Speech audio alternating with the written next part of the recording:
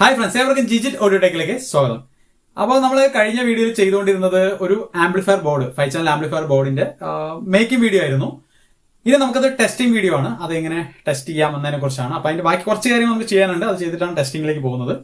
Okay, അപ്പോൾ ആ ഒരു ടെസ്റ്റിംഗ് വീഡിയോയിലേക്ക് പോകുന്നതിന് മുമ്പ് ഈ വീഡിയോ ഡിലേ ആയി അല്പം ഒന്ന്. അതിന്റെ കാര്യം എന്താ വെച്ച് കഴിഞ്ഞാൽ ഞാൻ ഈ വീഡിയോസ് ഒക്കെ എടുത്ത് ഈ ഫോണിലാണ് നമ്മളെല്ലാം ചെയ്യുന്നതിനെ. അപ്പോൾ ഫോണിൽ കുറേയൊക്കെ എഡിറ്റ് ചെയ്ത് വെച്ചു. അപ്പോൾ അങ്ങനെ ഇരിക്കുമ്പോഴാണ് എന്റെ ഫോൺ ജസ്റ്റ് ഒന്ന് കംപ്ലൈന്റ് ആയി. അപ്പോൾ കംപ്ലൈന്റ് ആയതുകൊണ്ട് കുറച്ച് കാര്യങ്ങളൊക്കെ അതിന് മിസ്സായിപ്പോയി. ആ എഡിറ്റ് ചെയ്ത ഫയലൊക്കെ എനിക്ക് മിസ്സായിപ്പോയി, ഒന്നേന്ന് എഡിറ്റ് ചെയ്യേണ്ടി വന്നു. ഓക്കെ, അപ്പോൾ എന്തായാലും നമ്മളിപ്പോ വീഡിയോ റെഡി ആയിട്ടുണ്ട്, ടെസ്റ്റിങ്ങിന് റെഡി ആയിട്ടുണ്ട്. ശരിക്കും പറഞ്ഞാൽ ഇങ്ങനെ കഷ്ടപ്പെട്ട ഒരു ആംപ്ലിഫയർ ബോർഡ് ഉണ്ടാക്കാൻ, ഒരു 5 ചാനൽ ബോർഡ് ഉണ്ടാക്കാൻ, ഇങ്ങനെ ഡിസൈൻ ചെയ്ത് കമ്പോണൻസ് കളക്ട് ചെയ്ത് PCB വെച്ച് ചെയ്ത് ഇതെല്ലാം അതിൽ എന്താ പറയാ അസംബിൾ ചെയ്തൊരു ബോർഡാക്കി എടുക്കുമ്പോഴേക്കും ഒരുപാട് സമയം നഷ്ടം, അതുപോലെ തന്നെ സാമ്പത്തികം, എല്ലാം നഷ്ടങ്ങളല്ലേ. എന്തിനാണ് ഇങ്ങനെ ചെയ്യുന്നത്? ശരിക്കും പറഞ്ഞ ഒരു ബോർഡ് വാങ്ങിച്ചാൽ പോലെ എന്ന് എന്റെ സുഹൃത്തുക്കളൊക്കെ എന്നോട് ചോദിക്കാറുണ്ട്. ശരിക്കും നിനക്കെന്താ വല്ല പ്രാന്തുണ്ടോ എന്നൊക്കെ ചോദിക്കാറുണ്ട്. പക്ഷെ ഒരു പ്രാന്ത് തന്നെയാണ് കേട്ടോ. എന്നെ സംബന്ധിച്ച് ഒരു ഓഡിയോ എന്ന് പറഞ്ഞാൽ ശരിക്കും ഒരു പ്രാന്ത് തന്നെയാണ്, ഒരു ക്രൈസാണ്. അപ്പോൾ നമ്മളതായിട്ട് സ്വന്തമായിട്ട് ഓരോന്ന് ചെയ്ത് ഡിസൈൻ ചെയ്ത് ഇതെല്ലാം സെറ്റ് ചെയ്ത് ഒരു കമ്പോണന്റ്, ഒരു ബോർഡാക്കി എടുത്ത് എന്നിട്ട് അത് ടെസ്റ്റ് ചെയ്ത് അതിൽ നിന്നൊരു സൗണ്ട് പ്ലേ ചെയ്ത് കേൾക്കുമ്പോൾ കിട്ടുന്ന ഒരു സുഖം ഉണ്ടല്ലോ. ആ ഒരു ഫീല് നമുക്ക് വേറെ എവിടെ നിന്നും കിട്ടില്ല. അത്രയ്ക്കും ഒരു നമ്മൾ അഡിക്റ്റ് ആണ് അതിന്. അപ്പോൾ ആ ഒരു ഇതിന് വേണ്ടിയിട്ടാണ് നമ്മൾ ഇത്രയും എഫേർട്ട് എടുക്കുന്നത്.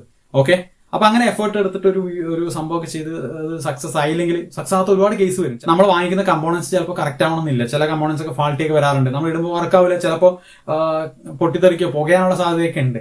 അപ്പൊ ഇതൊക്കെ റിസ്ക് ഫാക്ടർ ഒക്കെ ഒരു ഇതിനകത്ത് ഉണ്ട്. എന്നിട്ട് പോലെ നമ്മളതെല്ലാം ചെയ്ത് സക്സസ് ആക്കി എടുക്കുമ്പോൾ നമുക്ക് ഭയങ്കരമായിട്ട് ഒരു ഫീൽ, ആ ഒരു ഫീലിന് വേണ്ടിയിട്ടാണ് നമ്മൾ ഈ ഒരു ഇതെല്ലാം ചെയ്യുന്നത് തന്നെ. അപ്പോൾ നിങ്ങൾക്ക് ആ ഒരു എഫേർട്ട്, എന്തെല്ലാം എഫേർട്ട് വരും ഒരു ആംപ്ലിഫയർ ബോർഡിൽ നിന്നും അല്ലെങ്കിൽ ഒരു ഡിസൈനിൽ നിന്നും ഒരു ബോർഡാക്കി മാറ്റുന്നത് വരയ്ക്ക് എന്തൊക്കെ കാര്യങ്ങൾ ചെയ്യാനുണ്ട് എന്ന് നിങ്ങൾക്ക് മനസ്സിലാക്കി തരുന്നതിന് വേണ്ടി തന്നെയാണ് ഞാൻ ഈ ഒരു വീഡിയോ ചെയ്യുന്നത്. അതുകൊണ്ട് തന്നെ നിങ്ങൾ എല്ലാവരും ഇത് സപ്പോർട്ട് ചെയ്യണം. കാരണം ഇതിനകത്ത് കുറച്ച് എഫേർട്ടുകൾ ഉണ്ട് ഇതിന് പുറകിൽ. ഓക്കെ, അതുകൊണ്ട് തന്നെ നമ്മുടെ വീഡിയോ തീർച്ചയായും നിങ്ങൾ സപ്പോർട്ട് ചെയ്യുക. വീഡിയോ ഇഷ്ടമായി ലൈക്ക് ചെയ്യുക, കമന്റ് ചെയ്യുക, അതുപോലെ തന്നെ സബ്സ്ക്രൈബ് ചെയ്യാത്തവർ തീർച്ചയായിട്ടും സബ്സ്ക്രൈബ് ചെയ്യുക.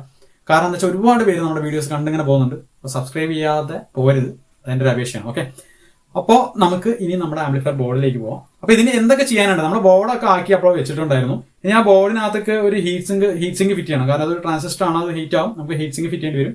പിന്നെ അതുപോലെ തന്നെ അതിലേക്ക് പവർ സപ്ലൈ നമ്മൾ കണക്ട് ചെയ്യണം. ഡുവൽ പവർ സപ്ലൈ ആണ് കണക്ട് ചെയ്യേണ്ടത്. അപ്പൊ അതെല്ലാം കണക്ട് ചെയ്ത് ഇതൊന്ന് ടെസ്റ്റ് ചെയ്ത് നോക്കാം നമുക്ക്. അപ്പോൾ ഓക്കെ, അപ്പൊ അതിന്റെ ബാക്കി പ്രോസസ് എന്തൊക്കെയാണെന്നുള്ളത് നമുക്ക് വീഡിയോയിൽ തന്നെ കാണാം. ഓക്കെ, അപ്പോൾ വീഡിയോയിലേക്ക്.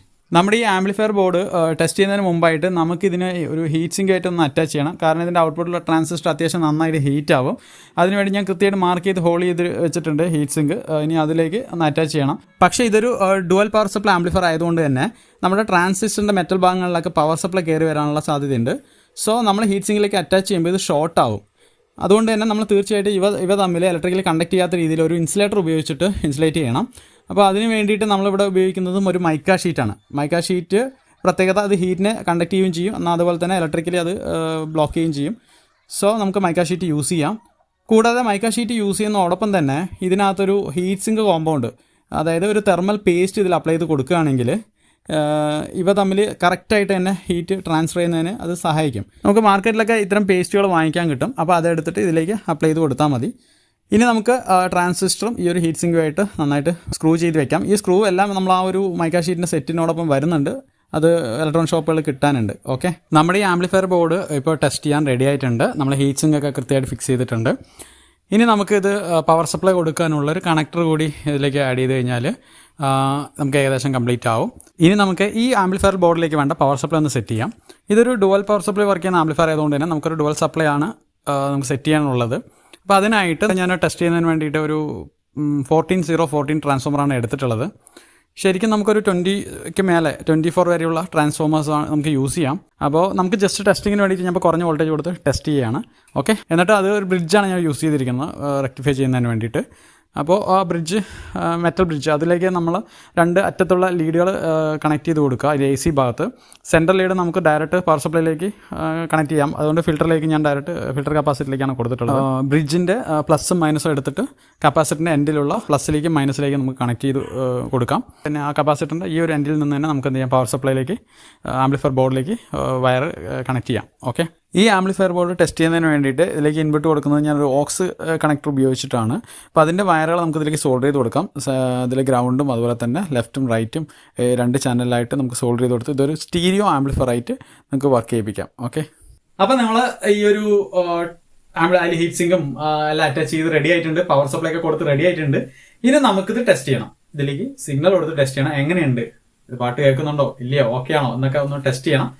സോ നമുക്കൊന്ന് ടെസ്റ്റ് ചെയ്യാൻ വേണ്ടി പോവാം. പവർ സപ്ലൈ കൊടുക്കാം. ഓക്കെ, അപ്പൊ എന്തായാലും ആ ടെസ്റ്റിംഗ് വീഡിയോ ഒന്ന് കാണാം.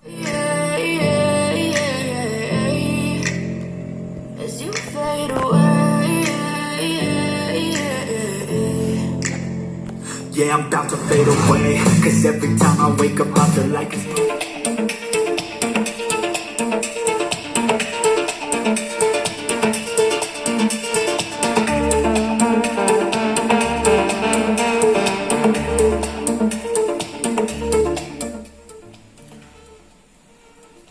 അപ്പോൾ ഈ ഒരു ആംപ്ലിഫയർ ബോർഡിനെ കുറിച്ച് പറയുകയാണെങ്കിൽ നമ്മളിപ്പോൾ കൊടുത്തിരിക്കുന്നതിനകത്ത് വേണ്ട പവർ സപ്ലൈ എന്ന് വെച്ച് കഴിഞ്ഞാൽ ശരിക്കും പറഞ്ഞാൽ 30-030 ആണ് ഇതിലേക്ക് DC ആണ് ഇതിനകത്ത് ആവശ്യമുള്ളത്. പക്ഷെ നമ്മളിപ്പോൾ ഇവിടെ ഒരു 14014 ട്രാൻസ്ഫോമർ ഫിൽറ്റർ റേറ്റാണ് കൊടുത്തിട്ടുള്ളത്. ഒരു 20 വോൾട്ടിൽ താഴെ 19 വോൾട്ടൊക്കെയാണ് ഇതിനകത്ത് വരുന്നത്. ആവശ്യത്തിനുള്ള പവർ വോൾട്ടേജ് ഇല്ല എങ്കിലും നമ്മൾ ടെസ്റ്റിംഗ് പർപ്പസിനായിട്ട് കണക്ട് ചെയ്യണം. പക്ഷെ ഇങ്ങനെ കണക്ട് ചെയ്യുമ്പോൾ തന്നെ അത്യാവശ്യം നല്ല രീതിയിൽ വർക്ക് ചെയ്യുന്നുണ്ട്. പിന്നെ അത് വോൾട്ടേജ് ഒന്നും കൂടുതലില്ലാത്തതുകൊണ്ട് തന്നെ ഹീറ്റ് ഒന്നും തീരില്ല, വളരെ കുറച്ച് ഹീറ്റ് മാത്രമാണ് ഉള്ളത്. ഞാൻ കുറച്ചു നേരം വർക്ക് ചെയ്യിപ്പിച്ച് നോക്കി. അപ്പോൾ സൗണ്ട് ക്വാളിറ്റി അത്യാവശ്യം കുഴപ്പമില്ലാത്ത ക്വാളിറ്റി തന്നെ കിട്ടുന്നുണ്ട് നമുക്ക്. ഇത് ഫുൾ വോൾട്ടേജ് കൊടുക്കുമ്പോഴാണ് നമുക്ക് ഇതിന്റെ ശരിക്കുള്ള പവർ കിട്ടുള്ളൂ. എങ്കിലും ഇപ്പൊ തന്നെ അത്യാവശ്യം നമുക്ക് പവർ കിട്ടുന്നുണ്ട്.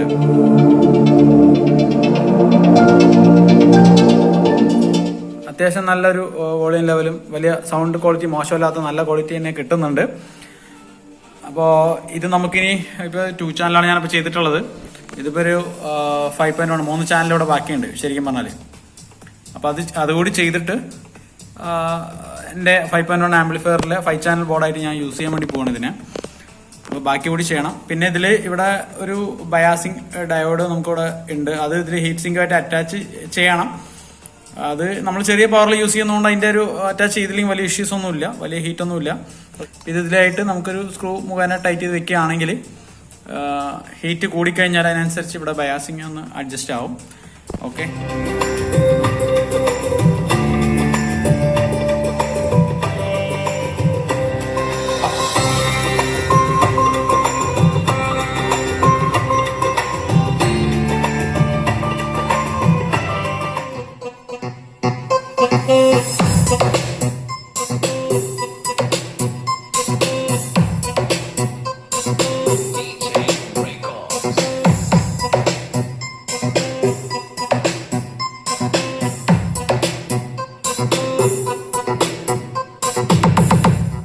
അപ്പോൾ നമ്മുടെ ഈ ആംപ്ലിഫയർ ബോർഡിൻ്റെ ഓവറോൾ പെർഫോമൻസിനെ കുറിച്ച് പറയുകയാണെങ്കിൽ കുറഞ്ഞ വോൾട്ടേജിലും അത്യാവശ്യം നല്ല പവർഫുൾ ആയിട്ടുള്ള സൗണ്ട് കിട്ടുന്നുണ്ട്. ഇനി നമ്മളിൽ കൊടുക്കാൻ പോകുന്നത് 24-024 ട്രാൻസ്ഫോമറാണ്. അപ്പോൾ കുറച്ചുകൂടി പവർഫുൾ സൗണ്ട് കിട്ടും എന്ന് നമുക്ക് പ്രതീക്ഷിക്കാം. അതിന് ഇനി കുറച്ച് കമ്പോണൻസിൻ്റെ ഷോർട്ട് കൂടി ഉണ്ട്. അപ്പോൾ അതുകൂടി കളക്ട് ചെയ്തതിന് ശേഷം ഞാൻ ഒരു വീഡിയോ ചെയ്യുന്നതാണ്. അപ്പോൾ നിങ്ങൾക്ക് എല്ലാവർക്കും വീഡിയോ ഇഷ്ടമായി എന്ന് കരുതുന്നു. ഇഷ്ടമായെങ്കിൽ തീർച്ചയായും ലൈക്ക് ചെയ്യുക, അതുപോലെ തന്നെ അഭിപ്രായങ്ങൾ കമൻറ്റ് ചെയ്യുക. പിന്നെ സബ്സ്ക്രൈബ് ചെയ്യാൻ ഞാൻ പ്രത്യേകിച്ച് പറയുന്നില്ല. ഓക്കെ, ഇതുവരെ വീഡിയോ വാച്ച് ചെയ്ത എല്ലാവർക്കും നന്ദി. അടുത്ത വീഡിയോ കാണുന്നവരെ ഏവർക്കും ബൈ.